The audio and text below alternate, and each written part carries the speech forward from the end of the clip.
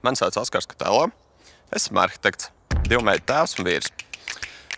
Ikdienā projektēju mājas, braucu ar velosipēdu un apsaimniekoju savu ģimenes mazdārziņu Kazas sēklī, kas ir šeit. Neticami, ka Rīgas centrā ir šāda vieta.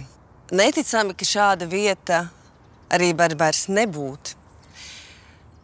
Ticami ir tas, ka šeit ir ģimenes, bērni, mazdārziņi, augļi, dārzeņi, skaistas vasaras, Kazas sēklis, Lucavas sala. Kas ir tie izaicinošākie darbi dārzā?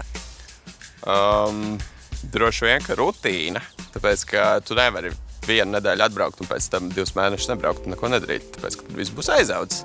Un tad, attiecīgi, katru nedēļu 2 reizes vismaz ir jāatbrauc un jāpasako līdzi, kas un kā notiek. Un kādi ir tie tavi pienākumi dārzā? Es dārzā esmu saimniecības daļas vadītājs. Ja sieva varbūt tās viņa tur uz stādīšanām un visādām tādām lietām nodarbojās, tad uz mani vairāk ir tas, ka kaut kādi vispār celtnieciskie darbi un kaut ko vajag izrakt, kaut ko vajag iesist vai pieskrūvēt vai nozāģēt vai uzbūvēt. Tad sanāk, ka viss šis skaistais žodziņš, kas jums ir riņķī apkārt, tas ir tavs naglojums. Kas ir interesanti, šajā žogā principā ir tikai viena detaļa, kas ir pirkta no jauna, un tie ir stabi, kas ir iedzīti zemē. Jo patiesībā šis žogs sastāv no 2 vecām sētām un aptuveni 20 paletēm, kuras patiesībā ir visas sazāģētas, sagarinātas, paletes izjauktas, un tad tas viss ir stiķēts kopā un pēc tam krāsots ciet. Cik ilgi jau jūs šeit darbojaties šajā dārzā? Mums šī ir 3. sezona. Tikai? 3. sezona, jā. Un šo visu jūs jau esat izdarījuši? Šo visu mēs esam izdarījuši, jo patiesībā, ja mēs te neko nedarītu, tad ejot no tās ielas pretējā virzienā, šeit pretī būtu vienkārši tāds zaļš betons. Tā, ka vienkārši pilnīgākie džungļi, brīkšķi, tā, ka vispār cauri neko neredz. Tas viss ir iztīrie motorzāģi. Saknes dabūjāt arī Rautārā? Saknes, redz, tas ir nākošais stāsts, jo mums bija 2 traktori. Bija viens trakais lielais traktors. Tad jau kārtīgi labi. Tur bija tā, ka tur bija 1 bedra, 2 bedra, 3 bedra, tādas 2,5–3 metri dziļas. Tur visas tās saknes sagāza iekšā. Un tur bija 2. traktors jau maziņais, kas nestiga iekšā, un tad jau viņš to gludo nošņāpienu uztaisīja. Tad, attiecīgi, kamēr vēl tur... Tad iesējāt zālīti. Iesēja zālīti, jā. Kādi ir tie lielākie ieguvumi šādu dārziņu uzturēt? Kas ir tie plusi? Pirmais noteikti tas ir priekš bērniem. Tāpēc, kad mēs dzīvojam Rīgas centrā, Tallinas ielā, un mūsu ģimenei mums patīk dzīvot pilsētā, pilsētas centrā, kur tev ir visi pakalpojumi, viss tas ir pieejams riņķī. Bet iztrūk šī kaut kāda tā bušana pie dabas, tā tālāk vēl projām, un tas dārziņš to dod. Tas dārziņš to dod un pieejamā attālumā arī.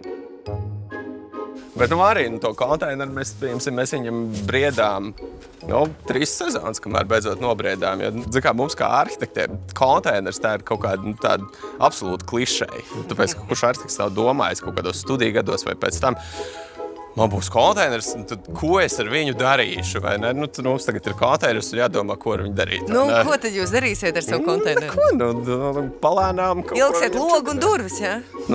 Droši vien, jā. Tur uztaisīs vitrīnu, terasi un palēnām viņu kaut kā apčubināt. Ko tu gribēji tajā kokā iekārt? Tajā kokā ir labāks skats vienkārši nekā šeit uz konteineru. Kāpēc tu man te uzvilki? Tāpēc, ka man nav striķi šobrīd iekārti, jo īstenībā varētu iekārt striķis, un tad bija tāda ideja, ka meitenei varētu kaut kādu trosi aizvilkt tā, ka varētu tur vilkties tieši pa tām koku galotnēm. Un tad, pieņemsim, redzēt arī vispār visam tam sēklam pāri. Bet šeit ir tā vieta, ka tu to vari darīt īstenībā. Tu vari kaut kādas, nezinu, tur izdomā, un tu arī izdari, un tev nenes smadzenes neviens ārā. Tā ir, jā. Dārziņš. Kas var būt labāks par to? Zini, kā ir? Pētījumos ir pierādīts, ka vērojot augus vai dabas skatus, cilvēks normalizē sirdsritmu un asinsspiedienu. Un laikam liek piebilst, ka Latvijā viens no lielākajiem nāves cēloņiem ir tieši sirds un asinsvadu slimības, bet tas tā. Tas nav būtiski, ja mēs turpinam skatīties ainavā un vērot augus un atrodamies svaigā gaisā, tad zinātnieki ir pierādījuši, ka cilvēks ilgāk dzīvo. Un, kas ir pats galvenais, dārzkopji mazāk sirkst ar demenci. Okay. Tā kā ir lielāka iespēja tev nesaslimt ar demenci.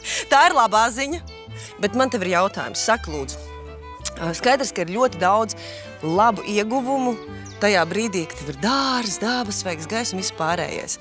Skaidrs, ka jūs šajā komunā esot un dzīvojat, esat ieguvuši arī ļoti daudz draugu. Vai ir kaut kas, ko jūs esat pazaudējuši, vai kādi draugi, kurus jūs esat pazaudējuši tieši dārza dēļ, jo vienkārši tam vairs nav laika? Ko tu savā dzīvē esi pazaudējis? Neko. Nē. Bet tu aizmirsti piebilst, īstenībā nevis tu aizmirsti piebilst, bet kā viens gudrs cilvēks, arī šīs te komunas pārstāvis vienreiz minēja, šīta vieta ir pilsētnieka psihoterapijas kabinets. Tā tas ir, jā. Un tas īstenībā ļoti labi raksturo šo te vietu. Jā. Kaut kā tā. Jā, es arī pēc šī sižeta dzīvošu ilgāk. Cerams. Tā. Kas te jādara šajā dārziņā? Mēs darām tā.